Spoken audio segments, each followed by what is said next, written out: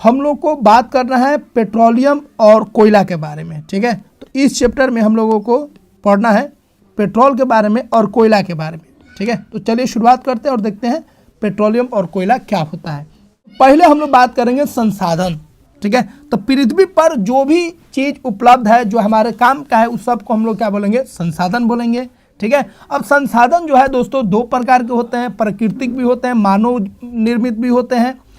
अब प्राकृतिक में अगर हम बात करेंगे तो प्राकृतिक भी संसाधन जो है दो तरह के हो जाते हैं। एक ऐसा प्राकृतिक संसाधन जो यूज करते करते समाप्त हो जाएगा और एक ऐसा प्राकृतिक संसाधन होता है जो रिसाइकल होता है, मतलब यूज करेंगे फिर वो बनेगा, फिर यूज करेंगे फिर वो बनेगा।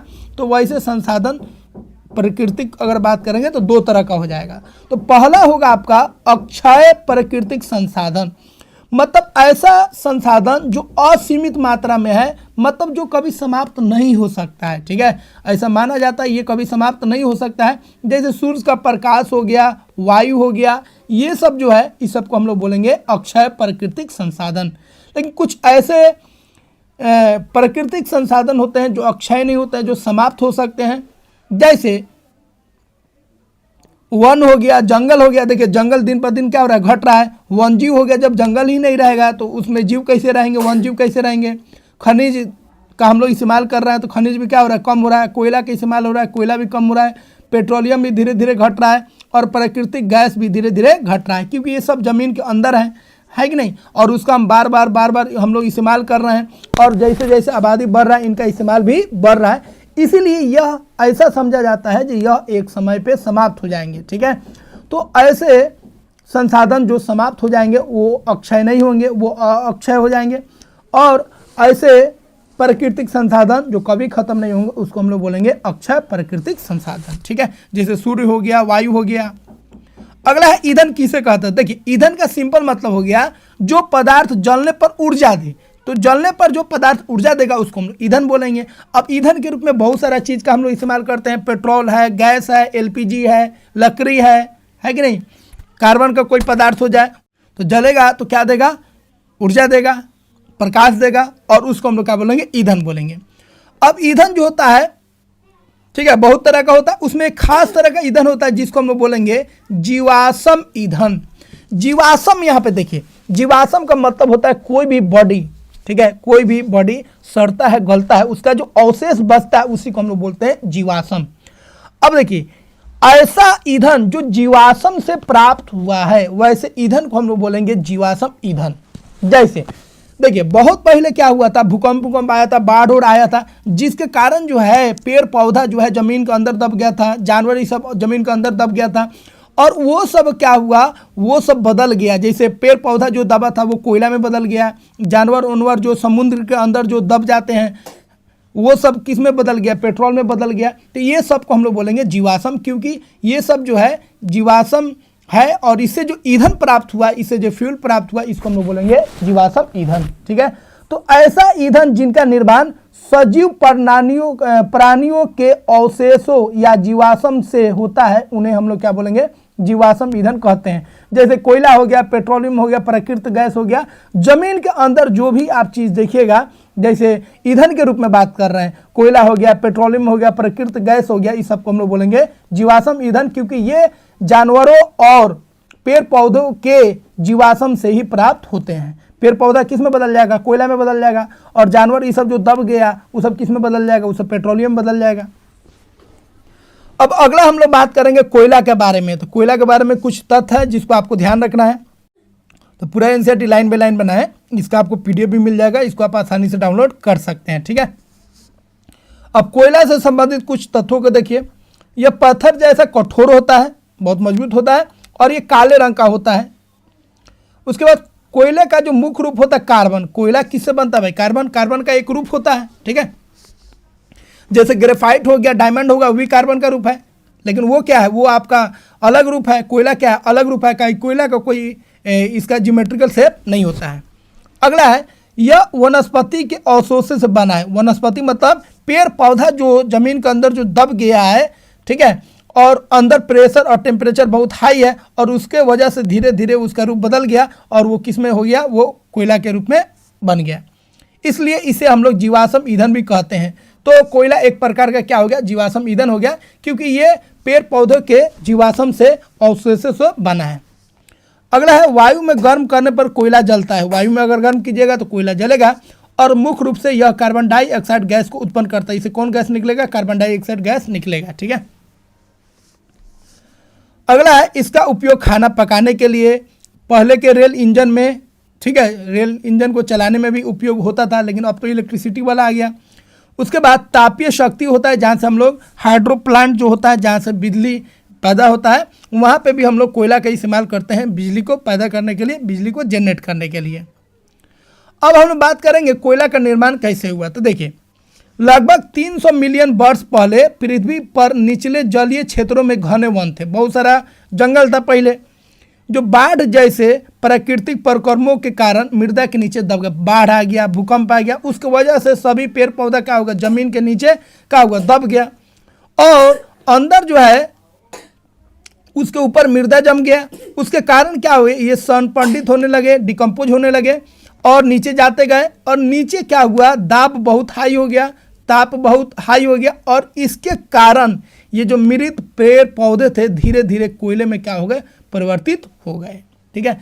तो पेड़ पौधा जो बाढ़ के कारण या भूकंप के कारण जो जमीन के नीचे दब गया था, धीरे धीरे उसके मिट्टी ऊपर चढ़ते गया और वो नीचे जाता गया, और नीचे जो था दाब अधिक था, ताप अधिक था, और इसके कारण जो पेड़ पौधा मर चुका था वो धीरे धीरे कोयला में बदल गया। और इसमें काफ़ी समय लगा, बात समझ रहे हैं, ये 1 साल 2 साल का बात नहीं है, बहुत समय लगता है, तब जाके वो कोयला में निर्माण होता है।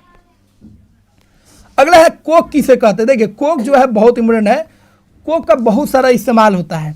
तो यह जो होता है कार्बन का सबसे शुद्ध रूप होता है, सबसे शुद्ध रूप, सबसे प्योरेस्ट फॉर्म अगर बात करेंगे तो कार्बन का कौन होता है, कोक होता है। ठीक है। यह जो होता है एक कठोर संरंध्र और काला पदार्थ होता है, यह भी काला होता है।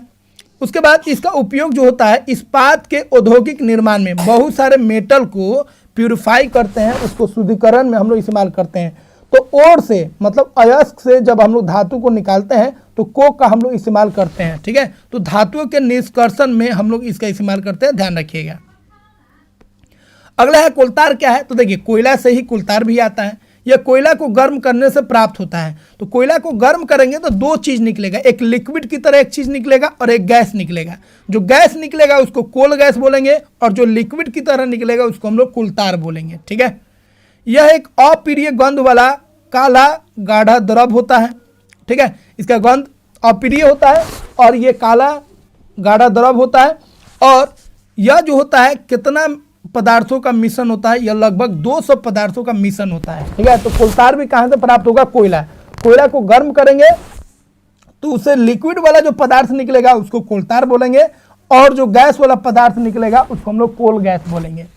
कोलतार का उपयोग क्या होता है, तो कोलतार का उपयोग जो है रंग बनाने में, दवाई बनाने में, विस्फोटक बनाने में, ठीक है, प्लास्टिक बनाने में, पेंट बनाने में, फोटोग्राफिक सामग्री, छत निर्माण में हम लोग इसका इस्तेमाल करते हैं। अगला है यह कीटों को भगाने हेतु, ये इंपोर्टेंट है, यह कीटों को भगाने के लिए नेफ्थलीन जो दवा होता है उसकी गोली बनाने में भी हम लोग इसका उपयोग करते हैं। ठीक है। अगला है आजकल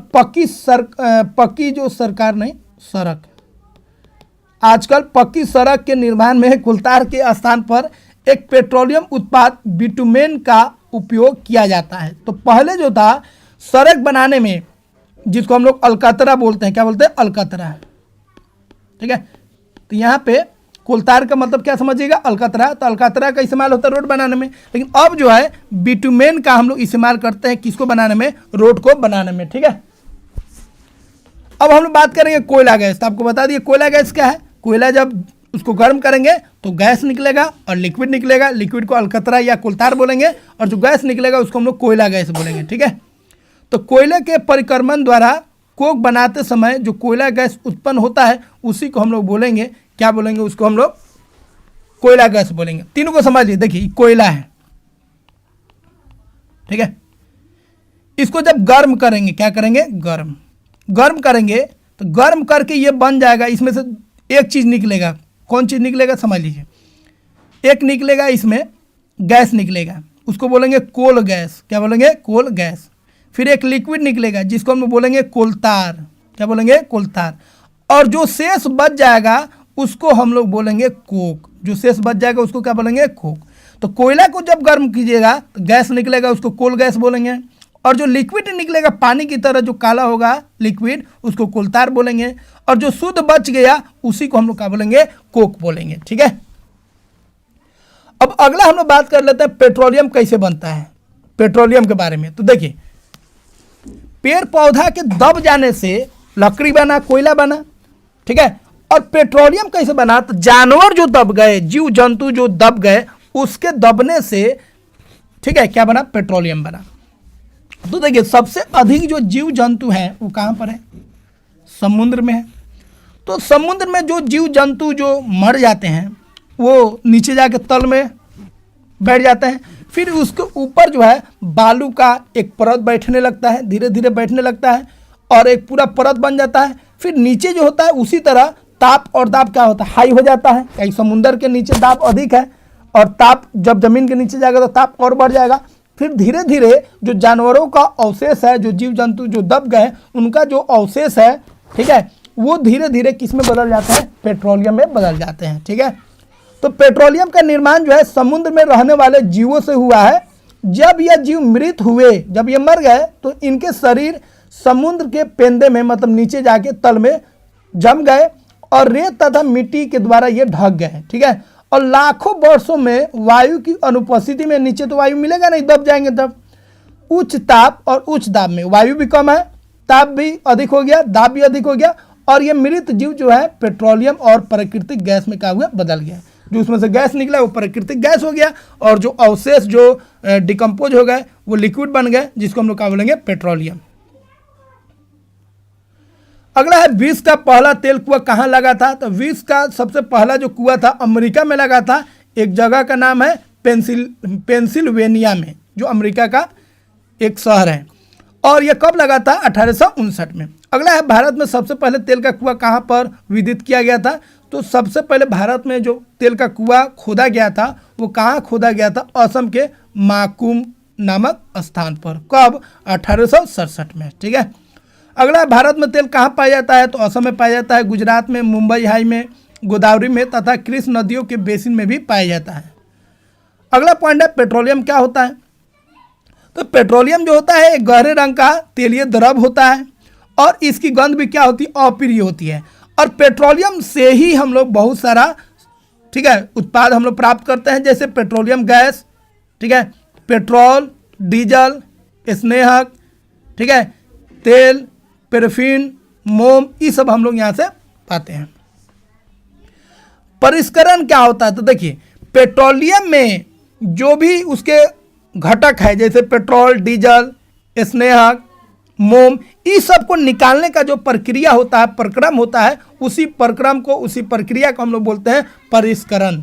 तो परिष्करण एक ऐसी प्रक्रिया है जिसके द्वारा हम लोग पेट्रोलियम से डीजल, मोबिल, पेट्रोल, ठीक है, स्नेहक, पैराफिन, मोम, ये सब को हम लोग क्या करते हैं? निकालते हैं। ठीक है।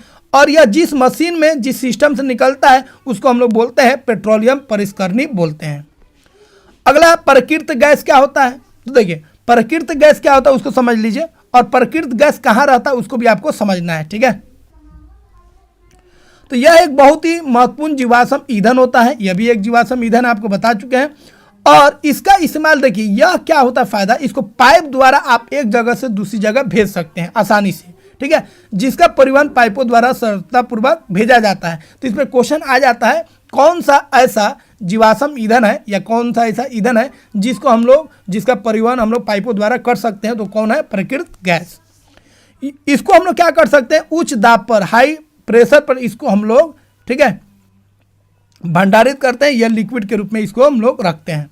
इसका उपयोग परिवहन वाहनों में ईंधन के रूप में किया जाता है। ठीक है। इसका इस्तेमाल हम लोग गाड़ी वाड़ी चलाने में भी हम लोग इसका इस्तेमाल करते हैं और इसका बहुत ज़्यादा, इसका यूज जो है डे बाय डे बढ़ते जा रहा है, क्योंकि इसमें पॉल्यूशन बहुत कम होता है और इसको आसानी से एक जगह से दूसरी जगह लाया जा सकता है। अगला है, यह एक स्वच्छ ईंधन होता है क्योंकि यह कम प्रदूषण कार्य करता है। कौन? यही प्राकृतिक गैस।